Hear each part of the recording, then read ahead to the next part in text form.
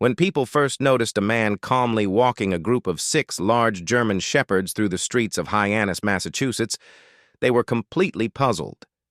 There were no leashes, no visible control devices, and yet the dogs moved in perfect unison. They stayed close, never wandered, and followed his pace with military precision.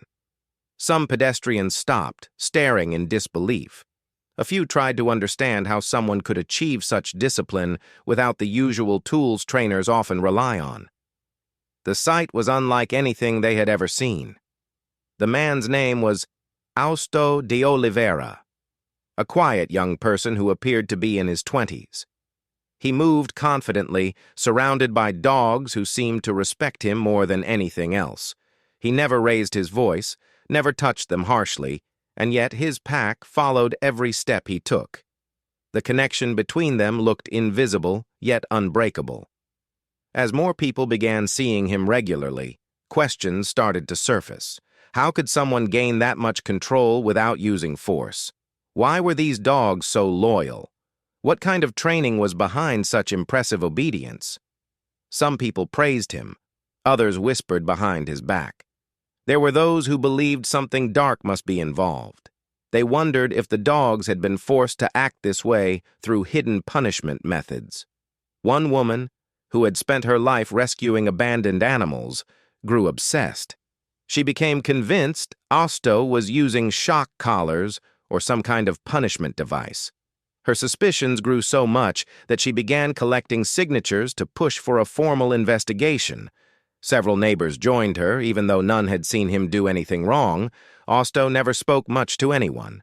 He kept to himself, rarely socialized, and appeared slightly awkward during small conversations. This silence only deepened the mystery. People interpreted it in many ways. They believed he had something to hide. Rumors spread.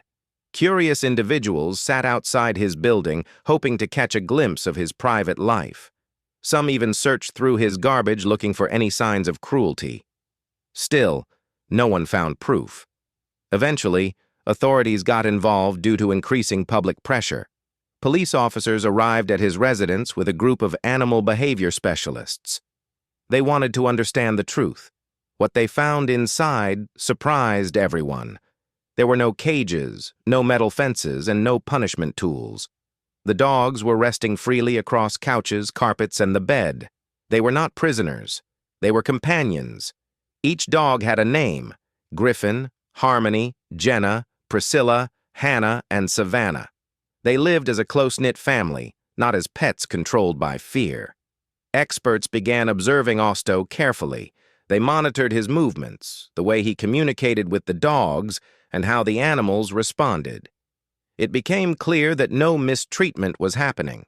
In fact, the dogs were healthier, happier, and more well-behaved than most pets in the neighborhood.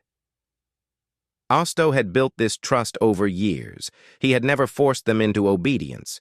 Instead, he had earned their loyalty through care, dedication, and mutual respect. He grew up in Brazil, on a farm surrounded by German shepherds. Even as a child, he had a natural connection with animals. He never studied traditional dog training, but had developed his own approach. By watching body language, practicing patience, and providing consistent care, he had mastered the art of silent leadership. The dogs trusted him because they understood him.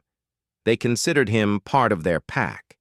He fed them at the same time every day, played with them, allowed them to rest wherever they liked, and stayed physically close. This constant presence formed an unbreakable bond. Once the investigation ended, police publicly announced that no harm had been done. The entire situation had been a misunderstanding. Austo's methods were unconventional but entirely peaceful. Those who had doubted him felt embarrassed. Others became even more curious.